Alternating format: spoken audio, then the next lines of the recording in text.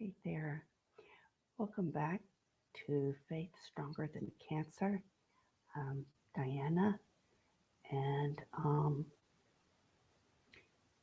in brief, today we'll talk about how my diagnosis came to pass. First, join me in the reading of Scripture. I didn't mention last time when I read it, but this is from the book of Psalm, and it's Psalm 19:14. Let the words of my mouth and the meditation of my heart be acceptable in your sight, O Lord, my strength and my Redeemer. Also need to make a quick correction. I mentioned that my sister is a nurse, and she quickly corrected me that she had let her nursing license expire, and she hasn't renewed it. So technically she's not a nurse. She's had the nurse's training, and she's not legally a nurse. And she is now supporting, I think it was 30 doctors and PhDs, a combination of them. If I got that wrong, I think that she'll correct me again, and I'll correct again. With diagnoses, all of us are different. There's so many types of cancers, and some are pretty tenactic in trying to diagnose, and some are also tenactic in trying to treat and pre-treat. I had mentioned that from when we're getting treatments, it's various rooms, and sometimes someone's in the room with you. Sometimes you're just alone, and you can. It's fairly quiet, so you can hear other conversations going on, and the various voices. Even though you might not be able to understand what they're saying, you can hear the voices. You can tell the nurses' voices from the patient's voices, and you can hear some voices sound sort of discouraged or weaker than others, and then you've got voices like mine that's all full of energy and just kind of kidding around with the nurses and such like that. And I found myself, after sort of replaying in my mind some of the voices I could hear and some of the discussions, I don't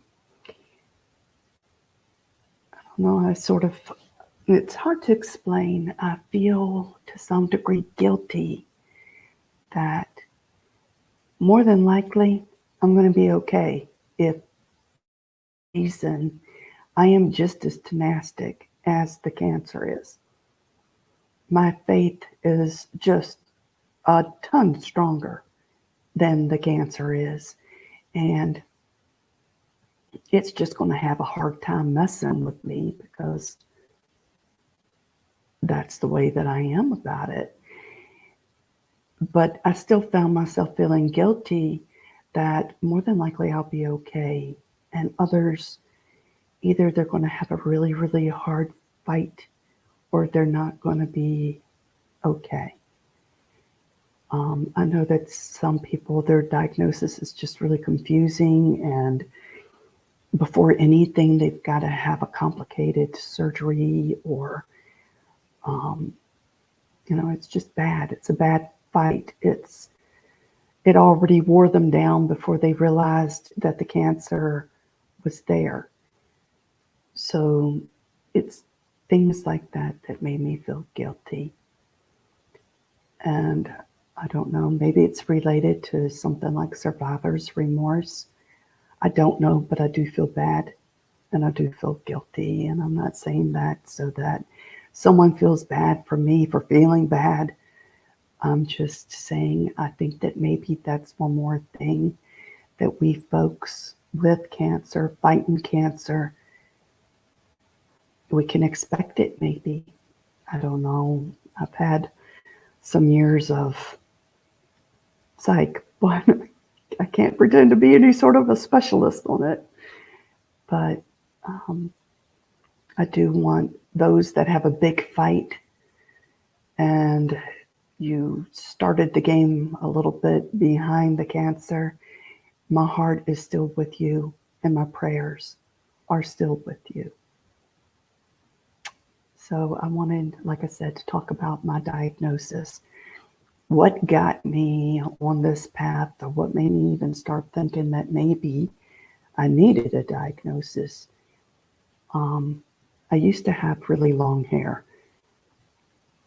Maybe sometime I'll show you pictures of my hair, but it used to touch the floor.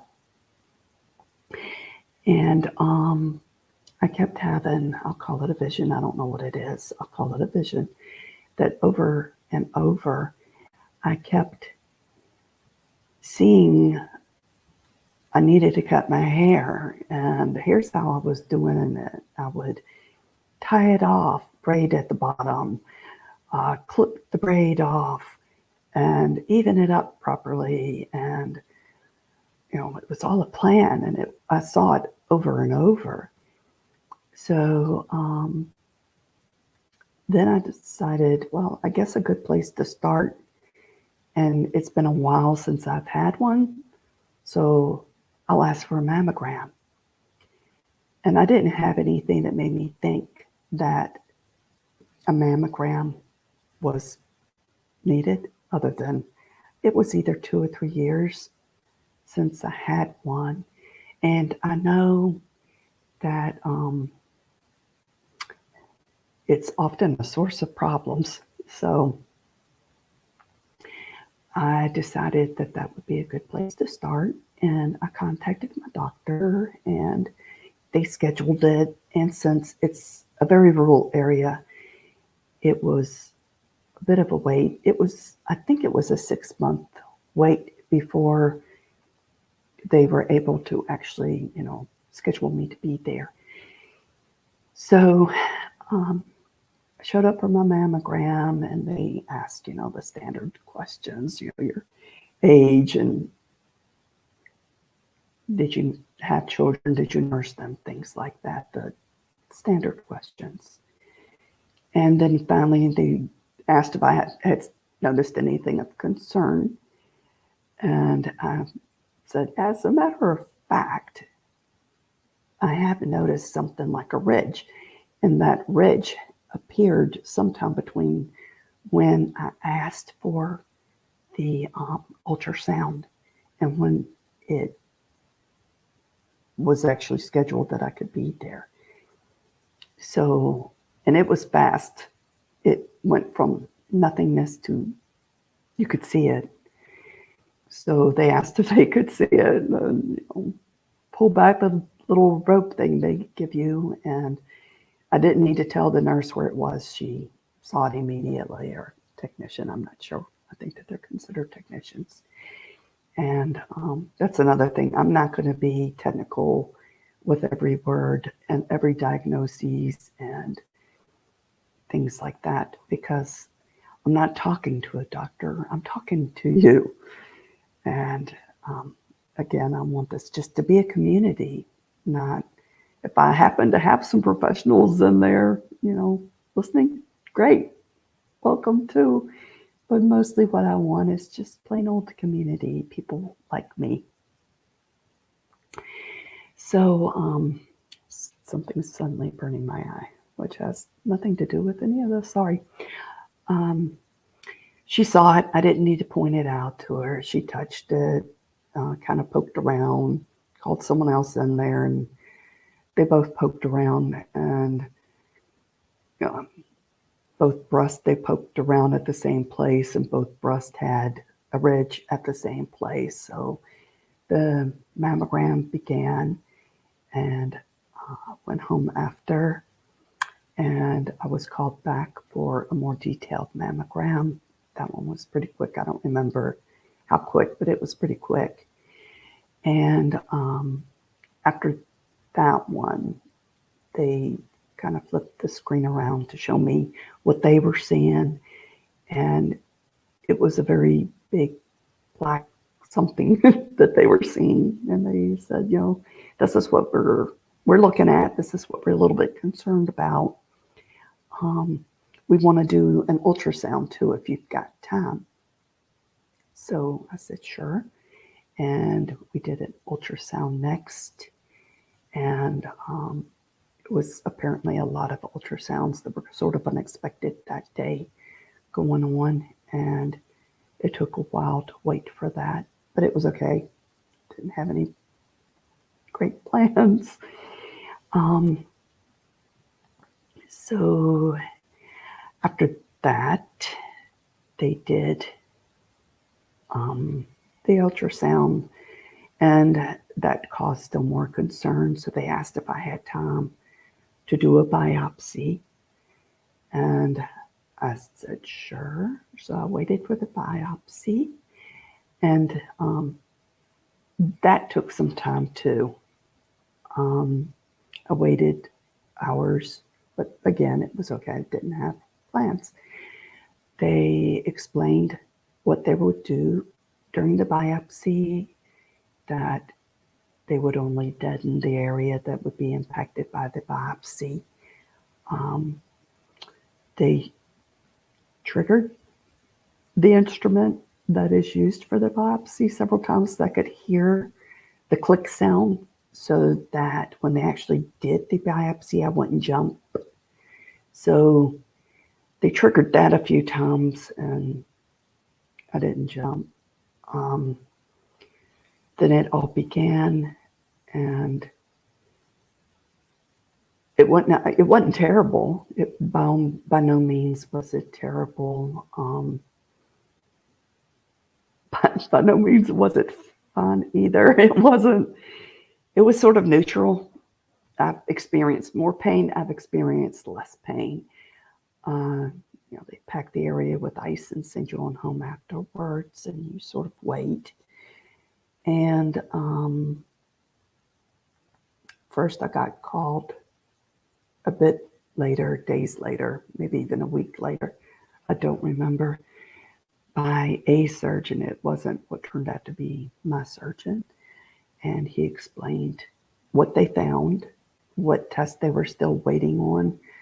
They were still waiting on genetics to be run on the biopsy, but I did have cancer, and he told me what kind. And that at that point, they felt like it wasn't super aggressive. It wasn't slow moving. It was just medium aggressive. And then I saw my actual surgeon, and she talked more about it and pointed to a chart on the wall. They're calling it stage 2, but she's pointing into like halfway through 3 is where she actually felt like I was, and later on it did get moved to 3. And it turned out to be in my lymph nodes. And then after that, I had, and I don't remember the order anymore, a complete body CT scan because I can't have MRIs. I had a bone scan, and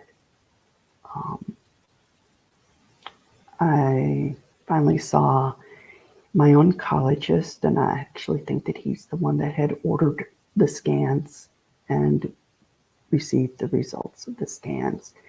And then he talked to me about what I definitely had, and that it was actually very aggressive and fast moving, which I had figured that out on my own because I was actually watching it grow, and it was sort of obvious that this was a kind of quick growing little item. So it didn't surprise me. It didn't shock me. And he mentioned other things that the testing picked up.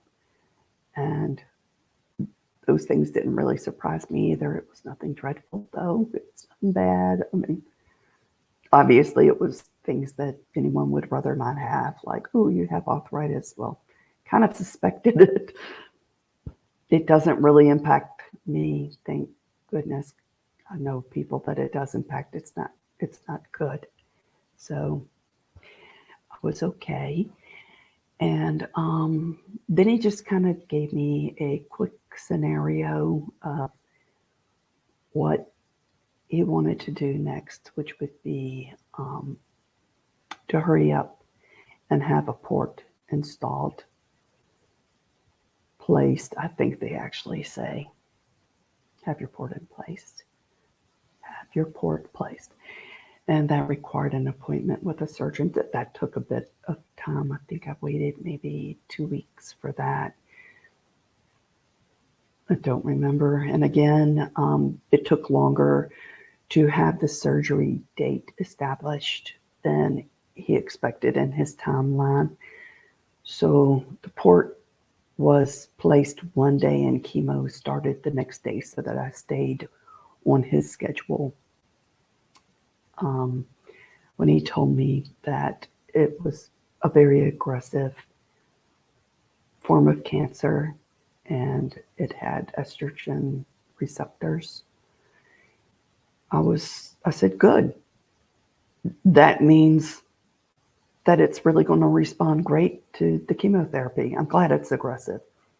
And he paused and looked at me for a moment with sort of like shock on his face, just kind of. And then he said, okay, I like the way you think. That's good. And, we kind of laughed and port. I don't know. Those that want to see, don't want to see. I don't know. It's that little lump that's right there. It's a scar right there. And the lump that's right there. Sort of like, again, I'm not going to use technical terms. I don't see the need in it. It's something like a bubble, a little balloon type thing that fills up with your own blood, and they're able to access it to do any kind of a blood check. So you're constantly having a complete blood check. They monitor your blood constantly through all of this to make sure that you're doing okay. The chemotherapy kills any cell that's moving quick. So there's hair that's, growing quick. Your blood cells, your white blood cells, red blood cells, things like this grow really fast. And chemotherapy doesn't really discriminate. It wants to kill whatever's moving fast. So it did its job, and things were getting killed left and right, sure enough. And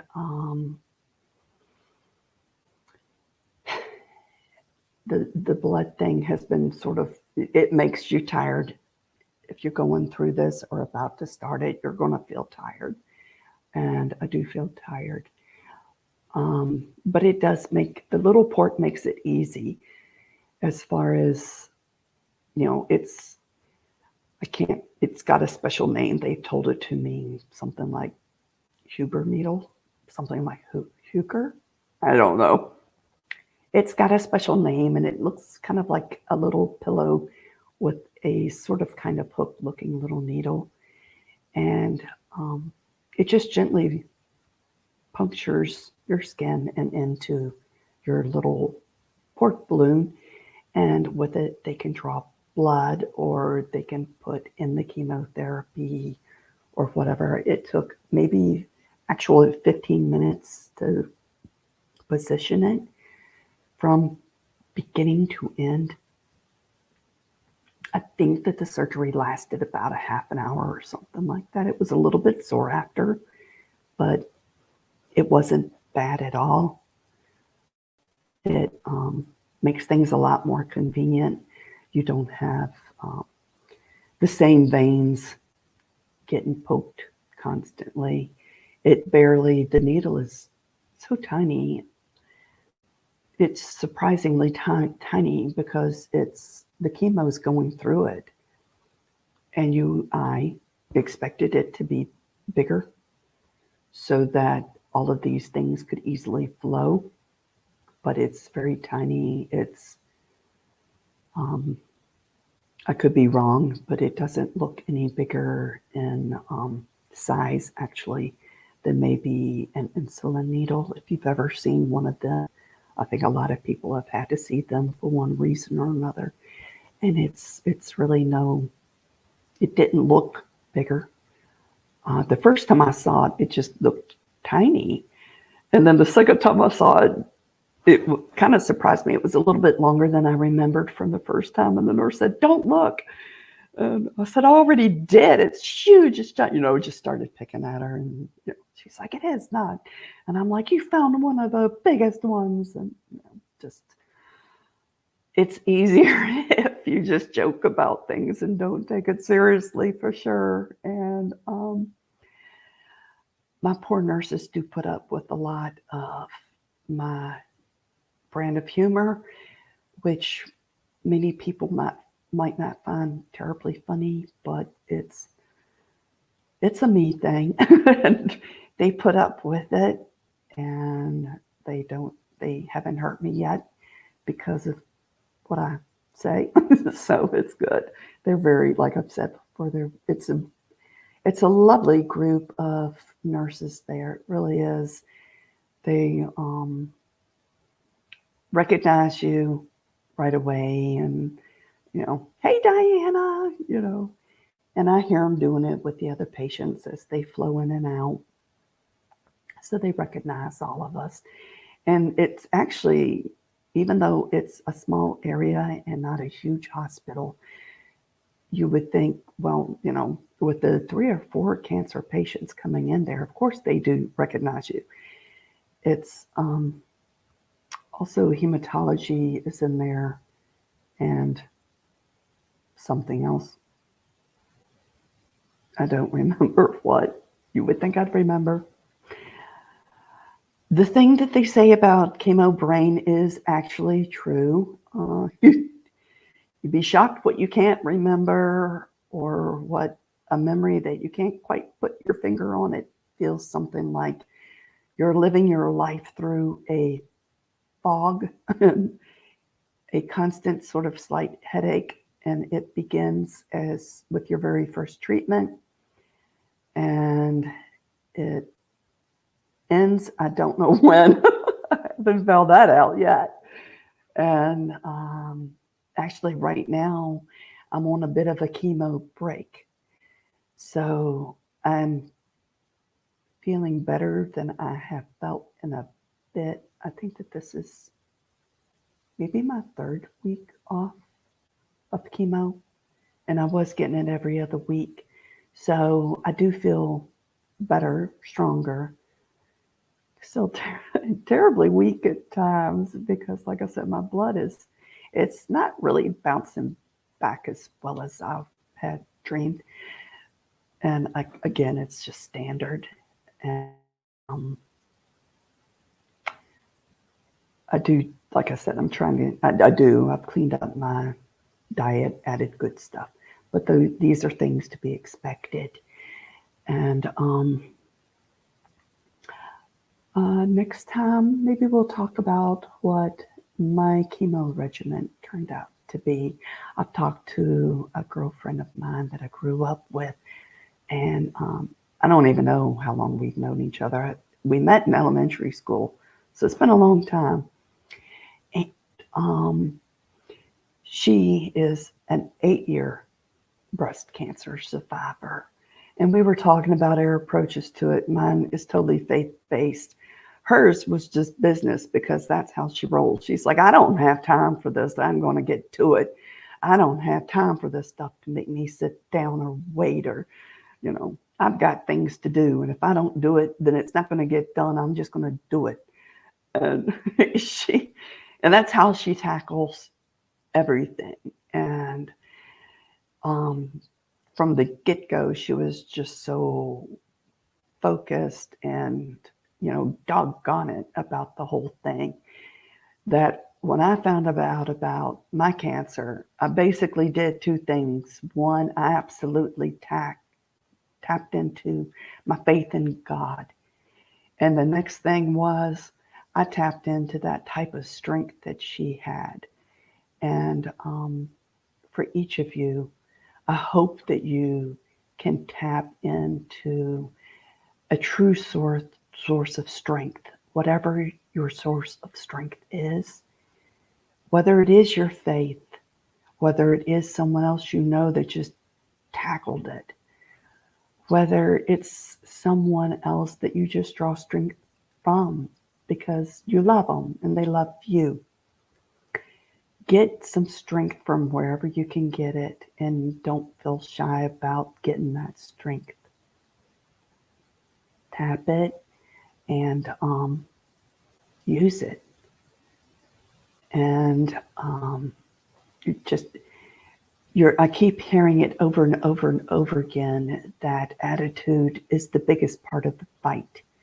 One of the nurses last time that I was just there for blood check and to see the doctor, she was talking to me because the doctor was a little bit delayed, and she was saying how she and her husband had a discussion the night before, and she said, if I'm ever diagnosed with cancer, right out the gate, I want chemotherapy.